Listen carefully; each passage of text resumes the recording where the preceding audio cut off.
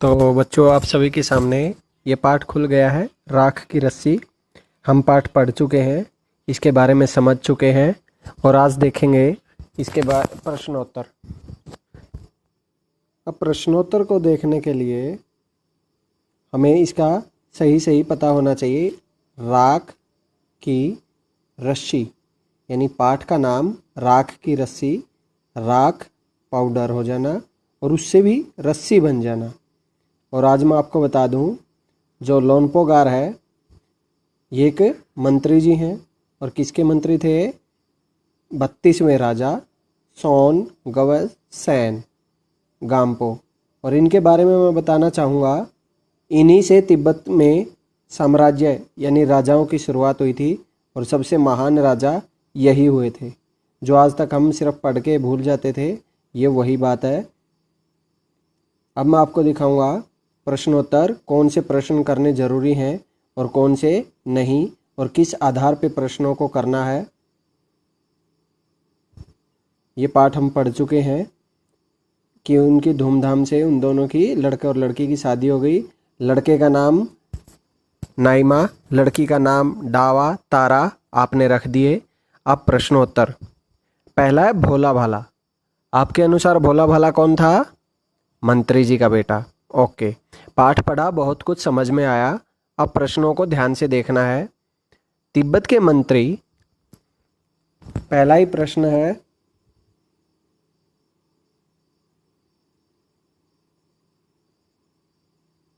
तिब्बत के मंत्री अपने बेटे के भोलेपन से चिंतित रहते थे।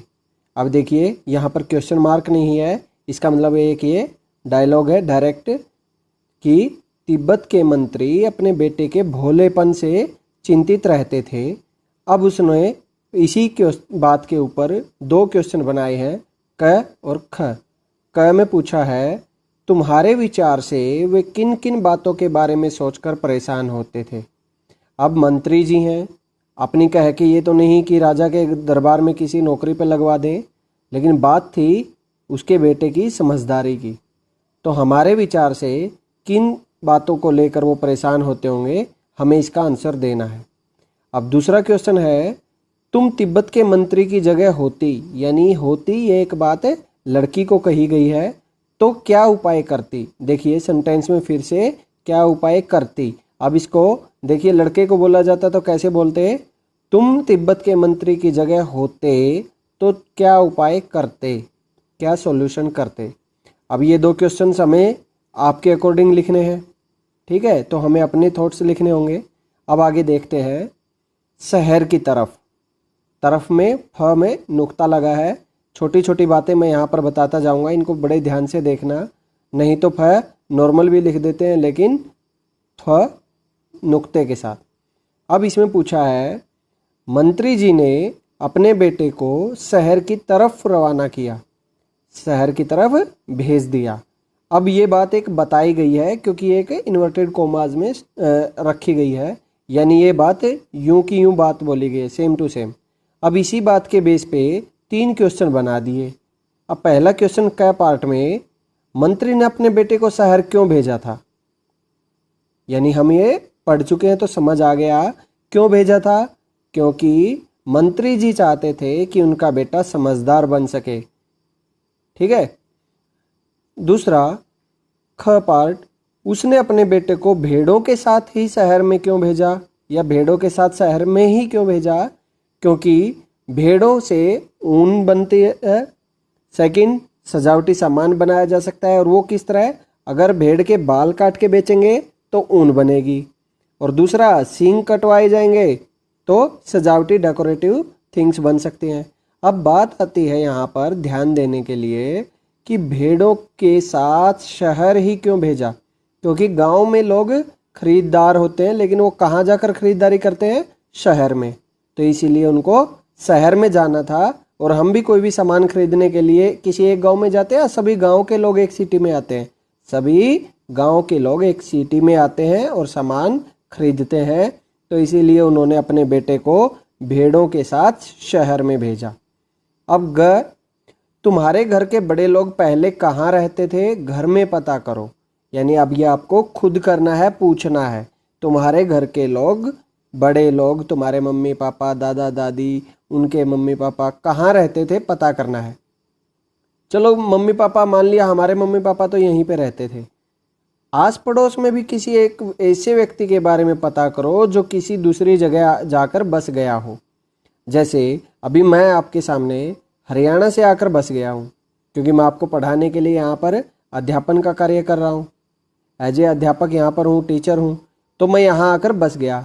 अब उनसे बातचीत करो। अब मुझसे ही बातचीत कर रहे हो, मेरे साथ ही बातें कर रहे हो, और जानने की कोशिश करो। क्या जानना है, क्या फाइंड आउट करना है? क्या वे अपने निर्णय से खुश हैं और क्यों? हाँ भाई, हम तो बहुत खुश हैं, क्योंकि हमें आप जैसे प्यारे बच्चे पढ़ाने को मिले हैं और हम अपना कर्तव्य निभा रहे हैं। एक पुरुष, एक महिला और एक बच्चे से बात करो। यानी हमारे पास अभी 3 ऑप्शन दे दिए, एक पुरुष, एक महिला और एक बच्चा, जो बाहर से आकर के रह रहे हैं। ये भी पूछो कि उन्होंने वो जगह क्यों छोड़ दी। अब मैं आया हूँ एक पुरुष, तो मैंने क्यों जगह छोड़ी अपनी, अपना नेटिव प्लेस क्यों छोड़ा? आप सभी को पढ़ाने के लिए। अब इसी तरह आपको एक महिला और एक बच्चे के बारे में भी खुद फाइंड आउट करना है। अब दूसरा प्रश्न,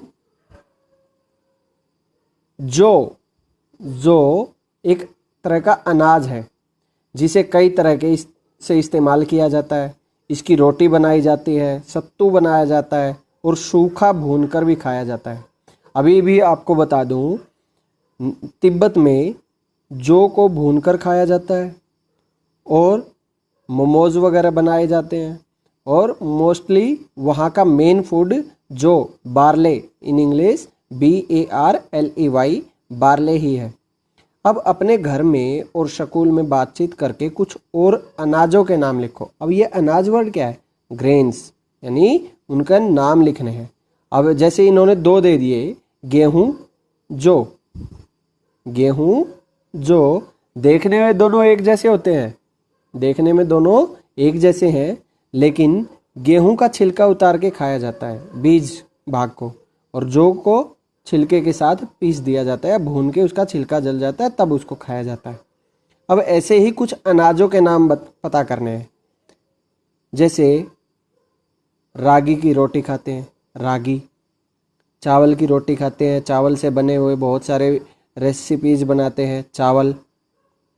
ज्वार की रोटी खाते हैं, मक्के की रोटी खाते हैं। तो हमारे पास 4 तो हमारे जो हम भी डेली लाइफ में यूज करते हैं वही ऑप्शंस हो गए। गेहूं जो ऑलरेडी दिए हैं, चावल, रागी, मक्का, ज्वार। चलो अब देखते हैं आगे। अब ये क्वेश्चन, थर्ड क्वेश्चन सबसे मेन क्वेश्चन है हमारी समझ के लिए। गेहूं और जो अनाज होते हैं, ये तीनों शब्द संज्ञा हैं। संज्ञा मतलब नाम है, नाउन है। कैसे? गेहूं एक स्पेशल सीड का नेम है, जो स्पेशल का नेम है। गेहूं और जो अलग अलग किस्म के अनाजों के नाम है, स्पेशल ग्रेन्स के नाम है, इसलिए ये दोनों व्यक्तिवाचक संज्ञा है। क्या है? व्यक्तिवाचक, यानी प्रॉपर एक के लिए है, तो ये प्रॉपर नाउन है। अब अनाज, अनाज तो गेहूं भी है, जौ भी है, चावल भी है, रागी भी है। अब वो सबके लिए एक कॉमन यूज हो रहा है, तो जातिवाचक है, तो वो कॉमन नाउन हो गया, जातिवाचक हिंदी में बोलेंगे। इसी प्रकार रिमझिम, रिमझिम तो एक हमारी किताब है ना, ओके, तो व्यक्तिवाचक संज्ञा है, एक है। और पाठ्य पुस्तक जातिवाचक है। सोचो पाठ्य पुस्तक जातिवाचक कैसे? क्योंकि पाठ्य पुस्तक मतलब किताब। आपको अध्यापक क्या बोलता क्लास में? इंग्लिश की किताब निकाल लो, हिंदी की किताब निकाल लो, मैथमेटिक्स की किताब निकाल लो। अब बार बार कौन सा वर्ड यूज हो रहा है? किताब। लेकिन किताब अगर पर्टिकुलर नहीं बोला, या बोल दे कोई भी टीचर आपको एक किताब दो, तो बहुत सारे ऑप्शंस हो जाएंगे, और बहुत सारी चीज़ों के लिए एक ही वर्ड यूज किया। तो इसलिए जो बहुत सारे चीज़ों को एक ग्रुप में दिखाए, वो वर्ड जातिवाचक संज्ञा में आएगा, नाउन में आएगा। तो अब देखिए, नीचे दी गई संज्ञाओं का वर्गीकरण, क्लासिफिकेशन इन 2 प्रकार की संज्ञाओं में करो। कौन सी में? व्यक्तिवाचक यानी सिंगल नेम है, या पाठ्यपुस्तक जातिवाचक यानी सबके लिए कॉमन नाउन है। अब पहला लेह। लेह लद्दाख एक प्लेस का नेम है, एक प्लेस। तो ये क्या होगी, लेह मतलब व्यक्तिवाचक। धातु, अरे धातु सोना चांदी प्लेटिनम तांबा सब अलग अलग नाम, लेकिन उन सब के लिए एक कॉमन धातु, तो ये जातिवाचक। शेरवानी, शेरवानी एक कपड़ा है, ठीक है, तो शेरवानी एक व्यक्तिवाचक हो गई। भोजन, भोजन कर लीजिए, अब भोजन में अलग अलग चीजें होंगी तो व्यक्तिवाचक, लेकिन यहाँ पर भोजन कुछ भी हो सकता है, सबके लिए कॉमन है, तो ये कॉमन नाउन जातिवाचक। तांबा, मैंने बोला ना एक धातु, सभी धातुओं के लिए एक वर्ड यूज हुआ धातु, लेकिन यहाँ एक पर्टिकुलर धातु है तांबा, तो ये क्या हो गई, व्यक्तिवाचक। खिचड़ी, खिचड़ी एक भोजन का भाग है, यानी एक स्पेशल फूड है, पोंगल खिचड़ी, तो ये भी व्यक्तिवाचक। शहर, अरे कौन सा शहर, तो ये सभी अलग अलग नामों के लिए एक ही वर्ड यूज हुआ शहर, तो ये क्या है, जातिवाचक, नॉट है व्यक्तिवाचक। वेशभूषा, अरे आपके कपड़े तो अच्छे लग रहे हैं, लेकिन कौन से कपड़े, पीली शर्ट, ब्लैक पैंट, काली पैंट, अलग अलग, तो वेशभूषा जातिवाचक। अब ऊपर लिखी हर जातिवाचक संज्ञा के लिए तीन तीन व्यक्तिवाचक संज्ञाएं खुद सोचकर लिखो। अब देखो धातु, पहला क्या मिला हमें, ये जातिवाचक संज्ञा धातु, सोना चांदी तांबा प्लैटिनम, ये सब क्या है, धातु हैं। भोजन, भोजन के प्रकार, व्यंजन, चावल की रोटी, गेहूं की रोटी, पुलियोगरे, चित्रान्ना, इस तरह से। शहर, आपका चिकमगलोर, बेंगलोर, दिल्ली, चेन्नई।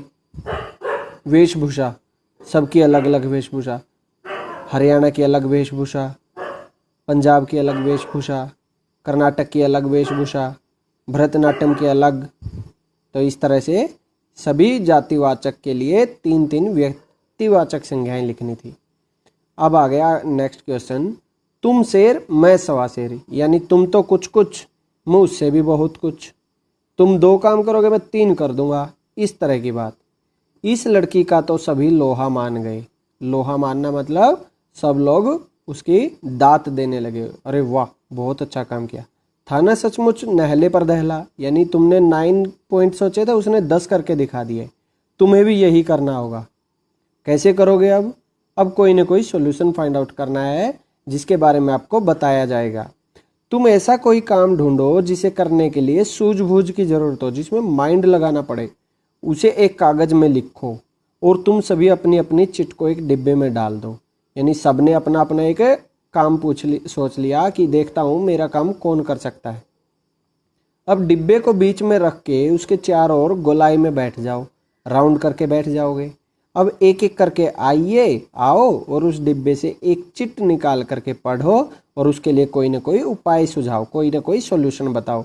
अब जिस बच्चे ने सबसे ज़्यादा उपाय सुझाए हैं वो बच्चा तुम्हारी कक्षा का बिरबल होगा। तो ये क्वेश्चन हम सभी मिलजुल के क्लास में कर लेंगे। नेक्स्ट, मंत्री जी ने बेटे से कहा, पिछली बार भेड़ों के बाल उतार कर बेचना मुझे जरा भी पसंद नहीं आया। देखो इन्वर्टेड कोमा में स्टार्ट हुआ और ख़त्म हुआ, इसका मतलब ये बात, पिछली बार भेड़ों के बाल उतार कर बेचना मुझे जरा भी पसंद नहीं आया, ये सेम टू सेम बात कही गई है मंत्री जी की। क्या मंत्री जी को सचमुच ये बात पसंद नहीं आई थी? नहीं आई थी? आई होगी, अपने उत्तर का कारण भी बताओ। आई होगी, लेकिन एक ही बार से वो अपने बेटे से संतुष्ट नहीं थे, सेटिस्फाइड नहीं थे, खुश नहीं थे, इसीलिए उन्होंने वह नाराजगी का नाटक किया और दूसरी बार फिर से क्या, भेड़ों के साथ शहर में भेज दिया। अब सींग और जो, यानी क्या बोला था, जाओ 100 जौ के बोरे लेकर आना। पहली बार में मंत्री के बेटे ने भेड़ों के बाल बेच दिए, अब एक बार बाल काट के बेच दिए तो कम से कम 6 महीने 1 साल लगेगा, और 4 दिन के बाद ही दूसरी बार भेड़ों के सींग बेच डाले। जिन लोगों ने ये चीज़ें खरीदी होंगी उन्होंने भेड़ों के बालों और सींगों का क्या किया होगा? अपनी कल्पना से बताओ, यानी इमेजिनेशन करो और बताओ। हम पहले भी बात कर चुके हैं, पता कर चुके हैं कि भेड़ों के बाल बेचने से ऊन बनाई, ऊन से स्वेटर, कंबल, कपड़े बने।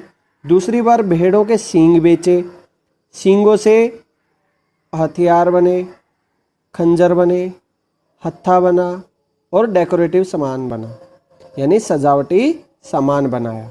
तो इस तरह से इसका आंसर भी मिल गया। अब बात कहने को अलग अलग तरीके, बात को कहने के तरीके। नीचे कहानी से कुछ वाक्य दिए गए हैं, इन बातों को तुम और किस तरह से कह सकती हो, एक लड़की के लिए, और इन बातों को तुम और किस तरह से कह सकते हो, एक लड़के के लिए। अब पहला है, चैन से जिंदगी चल रही थी, बड़े आराम से जिंदगी चल रही थी। क्या जिंदगी चलती है? नहीं, बड़े आराम से जिंदगी गुजर रही थी, हम आराम से जिंदगी जी रहे थे, इस तरह से। दूसरा, होशियारी उसे छूकर भी नहीं गई थी। होशियारी कोई लड़की का नाम नहीं है जो उसको टच करके जाएगी। होशियारी यानी समझदारी उसे छूकर भी नहीं गई थी। ग, मैं इसका हल निकाल देती हूँ। लड़की ने बोला था ना, मैं इसका सॉल्यूशन कर देती हूँ, तो उसने बोला मैं इसका समाधान कर देती हूँ। घ, उनकी अपनी चालाकी धरी रह गई, यानी उन्होंने जितनी चालाकी चतुराई दिखाई थी ना, वो सारी की सारी वहीं की वहीं रखी रह गई, किसी काम न आई। अब बात आ गई, लोनपोगार का बेटा होशियार नहीं था, अक्लमंद नहीं था, समझदार नहीं था। अब बात आ गई, होशियार और चालाक में क्या फ़र्क होता है। फ़र्क में देखिए, फर्क नहीं, फ़र्क, फ नुक्ता लगा है। तो होशियार और चालाक, किस आधार पर किसी को तुम चालाक या होशियार कह सकती हो, इसी प्रकार भोला और बुद्धू के बारे में भी सोचो और कक्षा में चर्चा करो। तो थोड़ी बहुत बातें मैं बता देता हूँ। देखिए, होशियार वो होगा जो बहुत सारी चीज़ों के जवाब दे देगा, जो अपनी अकल से, दिमाग से कुछ प्रश्नों के उत्तर फाइंड आउट कर लेगा। लेकिन चालाक क्या होगा, इसको कुछ न कुछ गलत सूझेगा। ये अपना काम तो करेगा, दूसरों का नहीं करेगा, दूसरों से काम करवाएगा, खुद उनके काम नहीं करेगा, और कहीं ना कहीं ये बहाने बनाएगा, कोई ना कोई ज़्यादा दिमाग लगाएगा, कुछ न कुछ इधर से उधर की बातें करेगा। तो ये चालाक है। अब किस आधार पर तुम चालाक या होशियार कह सकते हो, यानी बातों के आधार पर। जो सही समझ रखता है होशियार है, लेकिन समझदारी के साथ ज़्यादा चतुराई दिखाता है, बार बार ज़्यादा बोलता है, वो चालाक है। इसी प्रकार भोला और बुद्धू, भोला है मतलब जो सभी की बातें मान लेता है, सबको खुश रखने के चक्कर में आराम से रहता है। जबकि बुद्धू, जिसको कुछ भी नहीं पता, उसको कुछ भी काम दीजिए उसको समझ ही नहीं आएगा कि इसको मैं कैसे करूं, या बिल्कुल ही उसको समझ ही नहीं होगी कि इस काम को किया कैसे जाएगा और कैसे कर सकता हूं। इस तरह से भोला और बुद्धू हो गए। अब तुम लड़की को समझदार कहोगे या बुद्धिमान? क्यों? अब समझदार तो वो है कि जो किसी बात को समझ जाए, लेकिन बुद्धिमान वो होगा जो उस बात को समझ तो जाए, लेकिन उसको अपने दिमाग के बल पर, बुद्धि के बल पर उसका समाधान भी कर सके और उन चीज़ों को समझा भी सके। तो हम इस कहानी में लड़की को समझदार ही नहीं, बुद्धिमान कहेंगे। क्यों कहेंगे? क्योंकि वो लड़की परेशानी को भी समझती है और परेशानी को बिना टेंशन लिए, चिंता किए, आसानी से उनका समाधान ढूंढ लेती है और बिल्कुल खुशी खुशी से हर तरह की समस्याओं का समाधान करती है। तो इस तरह से सारे प्रश्न हमने किए। ये सारे प्रश्न में से सिर्फ 4 क्वेश्चन मेन रहे जो हमें लिखने पड़ते हैं। वो है, मंत्री जी ने अपने बेटे को शहर क्यों भेजा? दूसरा, उनके अपने बेटे को भेड़ों के साथ ही शहर में क्यों भेजा? और अनाजों के नाम फाइंड आउट करके लिखने हैं, चावल, रागी, ज्वार, बाजरा, मक्का, ये। और इसमें जातिवाचक संज्ञाओं के 3-3 व्यक्तिवाचक नाम। तो सिर्फ ये 4 क्वेश्चन लिखने हैं। हमने एक्सप्लेनेशन कर लिया है। अब आपको ये खुद अपने सुने हुए ज्ञान के आधार पर और पढ़े हुए के आधार पर लिखने हैं। और जैसा भी आपको ज़्यादा से ज़्यादा अपने बड़ों से पूछना है, तो आपको अपने विचारों की अभिव्यक्ति खुद करनी है। आप 5वीं कक्षा में है, अगली कक्षा में जाएंगे तो एकदम से आपका सिलेबस चेंज होगा। उन चीज़ों को ध्यान में रखते हुए 5वीं कक्षा में आपको अधिक से अधिक खुद के विचारों की अभिव्यक्ति करके लिखना है। तो अब मैं दूसरी बात पे आता हूँ। ये तिब्बत की कहानी थी जिसके आधार पर हमें आगे नाम पता करने के लिए दिया गया था एक पेज, नाम दो। हमने उसमें नाम दे दिए नाइमा और डावा, लड़के का नाम नाइमा, लड़की का नाम डावा या तारा। अब इसी के आधार पर हमें एक और तिब्बत के बारे में बताया गया है जिसका नाम है दुनिया की छत। और इस दुनिया की छत के बारे में जानने के लिए मैं एक वीडियो बनाने जा रहा हूँ। आशा करता हूँ कि आपको प्रश्नोत्तर भी समझ में आए होंगे और आप दुनिया की छत को भी बड़े ध्यान से सुनेंगे। अगली वीडियो में आप देखेंगे। तब तक के लिए आप इस वीडियो को लाइक कीजिए, शेयर कीजिए और कमेंट कीजिए ये वीडियो आपको कैसी लगी।